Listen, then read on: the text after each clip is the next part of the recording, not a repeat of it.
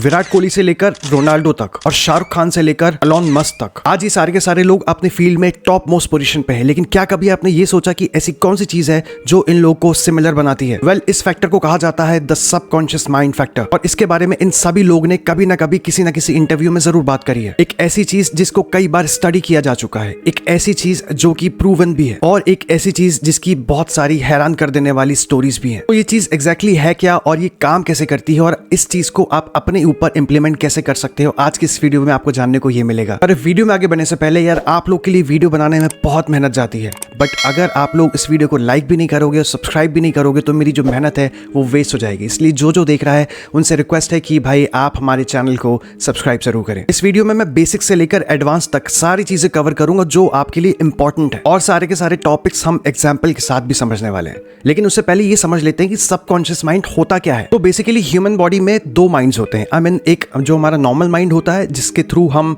सुनते हैं, चीजें कर पाते हैं, और दूसरा होता है सबकॉन्शियस माइंड जिसपे हमारा एक्चुअली कोई कंट्रोल नहीं होता है। फॉर एग्जाम्पल, बचपन से आपको कोई एक टेक्निक सिखाई जा रही है कोई प्रॉब्लम को सॉल्व करने में, तो आपका जो मेन माइंड है वो उसी टेक्निक से आपको वो प्रॉब्लम जो है वो सॉल्व करके देगा। वो उस प्रॉब्लम को सॉल्व करने के लिए कोई भी नया रास्ता नहीं ढूंढेगा, क्योंकि उसको प्रोग्राम ही ऐसा किया गया है कि उसे एक ही वे में चलना है। और on the other side, subconscious mind में आपकी मेमोरीज और आपके जो थॉट्स हैं वो स्टोर होते हैं। आपका सबकॉन्शियस माइंड आपके बिहेवियर, आपके थॉट्स और आपकी मेमोरीज को जो है वो कंट्रोल करता है। अगर आप लोगों ने कभी नोटिस किया हो तो आपका जो सबकॉन्शियस माइंड है वो आपके मेन माइंड से ज्यादा पावरफुल है, या फिर ज्यादा तेज भी चलता है। इसलिए तो हम हमारे दिमाग को कभी कभी सुपर कंप्यूटर तक से जो है कंपेयर करने लग जाते हैं। और तो और इसका फंक्शन इतना ज्यादा कॉम्प्लेक्स है कि आज तक कोई इसे समझ नहीं पाया। हो सकता है आप में से कई सारे लोगों को ये लगता हो कि जब हम सो जाते हैं तो हमारा दिमाग भी सो जाता है, बट ऐसा नहीं है। हमारा सबकॉन्शियस माइंड हमेशा एक्टिव रहता है, हमेशा प्रोसेस करते रहता है हमारे थॉट्स को, हमें क्या चीजें याद रखनी चाहिए, हमारी मेमोरीज कौन सी हमें याद रहनी चाहिए,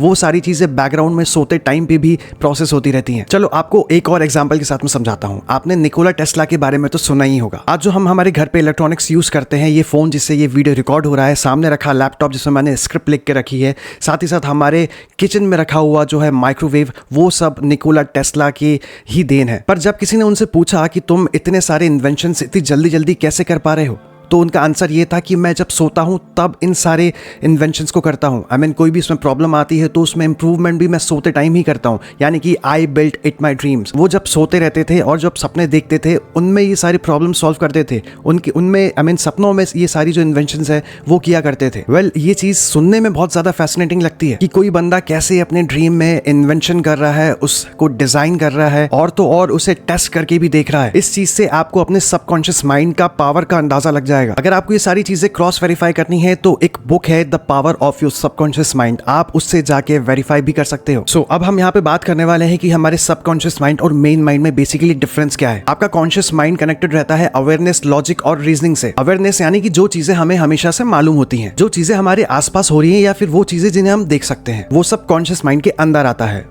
दूसरा है लॉजिक, जो हमें समझने में हेल्प करता है कि क्या चीजें सही है, क्या चीजें गलत है। रीजनिंग, हम लोग हमारे पास्ट में हुए एक्सपीरियंस से करंट प्रॉब्लम को सॉल्व करने की कोशिश करते हैं, उसे कहते हैं रीजनिंग। वेल, ये सारी की सारी चीजें आती हैं आपके कॉन्शियस माइंड में। अब आप लोग सोच रहे होंगे इतना सब हमारा कॉन्शियस माइंड करता है, तो हमारे सबकॉन्शियस माइंड क्या करता है? सबकॉन्शियस माइंड आपके ऑटोमेटिक प्रोसेसेस और इमोशंस कंट्रोल करता है। उसका जो प्रोसेस करने का तरीका है वो बाउंड्री लेस है। आई मीन, वो चारों तरफ देखता है और उसके बाद में डिसीजन लेता है। इन शॉर्ट अगर मैं आपको समझाऊं तो हमारा सबकॉन्शियस माइंड बिलीव करता है कोई भी रूल को तोड़ के काम करने का। आप चाहे कुछ भी कर रहे हो, ये हमेशा एक्टिव रहेगा। चाहे सो रहे हो, नहा रहे हो, गा रहे हो, घूम रहे हो, ये हमेशा एक्टिव रहेगा, और बैकग्राउंड में इसके प्रोसेसेस हमेशा चलती रहती हैं। और अगर आप हमारे सबकॉन्शियस और कॉन्शियस माइंड को कंपेयर करोगे ना, तो हमारा सबकॉन्शियस माइंड जो है उसकी प्रोसेसिंग पावर बहुत ज्यादा है, और उसके बाद में जो हमारे सबकॉन्शियस माइंड में जो इन्फॉर्मेशन जा रही है, जो इन्फॉर्मेशन स्टोर हो रही है, वो बहुत ज्यादा है। और तो और जो हमारा सबकॉन्शियस माइंड है वो हमारे कॉन्शियस माइंड से ज्यादा काम करता है। और बस यही सारी चीजें हैं जो आपके सबकॉन्शियस माइंड को एक क्लियर विनर बनाती हैं। तो अब आते हैं हमारे मेन मुद्दे पे कि सबकॉन्शियस माइंड को कंट्रोल कैसे करना है। देखो, इसे कंट्रोल कर पाना बहुत ज्यादा मुश्किल है, लेकिन इसे इन्फ्लुएंस जरूर किया जा सकता है। आपने एक चीज के बारे में तो जरूर सुना होगा जिसे कहते हैं अफर्मेशन, यानी कि कुछ ऐसे वर्ड्स और सेंटेंसेस जिसे आप बार बार रिपीट करते हो ताकि वो आपके सबकॉन्शियस माइंड में फीड हो जाए। और उसके बाद में आता है मेडिटेशन, जो कि हमारे इंडिया में एंशिएंट टाइम से है। तब ये मेडिटेशन है क्या, इन फरंगियों को पता भी नहीं होगा। और मेडिटेशन ही एक ऐसी चीज है जो कि आपके सबकॉन्शियस माइंड को डायरेक्टली इन्फ्लुएंस करती है। और उसके बाद में एक और चीज है जिसे आप ट्राई करके देख सकते हो, जिसे कहा जाता है जर्नलिंग।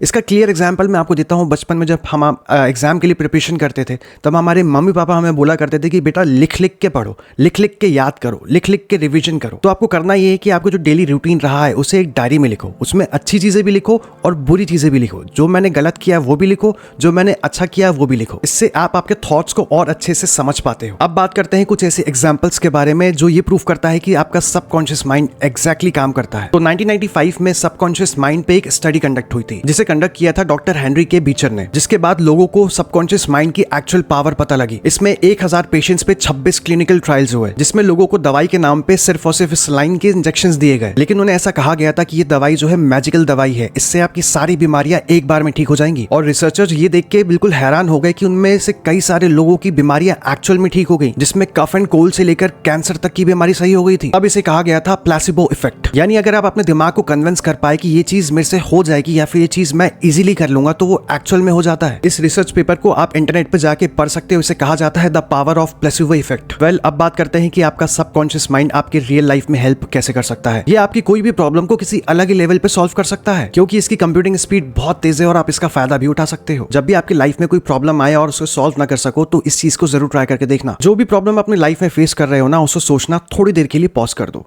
और एक वॉक के लिए चले जाओ। और ये चीज बिल्कुल ध्यान रखना कि आपको जरा सा भी उस प्रॉब्लम के बारे में सोचना नहीं है। फिर आप थोड़ी देर बाद नोट करोगे कि आपके सबकॉन्शियस माइंड ने आपकी उस प्रॉब्लम का सॉल्यूशन ऑटोमेटिकली बना के दे दिया है आपको। हो सकता है आप में से कई लोग ऐसे हैं जिनने ये चीज ऑलरेडी फेस कर रखी होगी। वेल, ये चीज इसलिए पॉसिबल हो पाई, भले ही आपका जो मेन दिमाग है, जो कॉन्शियस माइंड है, वो उस प्रॉब्लम के बारे में ना सोच रहा हो, लेकिन जो आपका सबकॉन्शियस माइंड है वो उसको डेलिबरेटली सोच रहा था। आपका सबकॉन्शियस माइंड बिल्कुल एक्टिवली लगा हुआ था उस प्रॉब्लम का सॉल्यूशन ढूंढने में, और इसीलिए आपको वो प्रॉब्लम का सॉल्यूशन दे भी पाया। आप अपने सबकॉन्शियस माइंड को जो है रीप्रोग्राम कर सकते हो, उसको अच्छी अच्छी बातें बताकर। फॉर एग्जांपल कि अगर मैंने एग्जाम में टॉप कर लिया तो मुझे अच्छी जॉब लग जाएगी। फॉर एग्जांपल अगर मैंने अपने ऑफिस में दिए गए टारगेट को पूरा कर दिया तो मुझे 50,000 रुपये मिल जाएंगे। या फिर अगर मैंने 1 साल अच्छे से पढ़ाई कर ली और उसके बाद में मैंने IAS का एग्जाम क्लियर कर लिया तो आगे की जो लाइफ है मेरी वो कितनी अच्छी हो जाएगी। कुल मिला के कहने का मतलब ये है कि हमारे दिमाग को लालच दो और उससे काम कराओ। एफर्मेशन, विजुअलाइजेशन और मेडिटेशन, ये 3 जो वर्ड्स है हमेशा याद रखना और इसको अपनी लाइफ में इम्प्लीमेंट भी करना।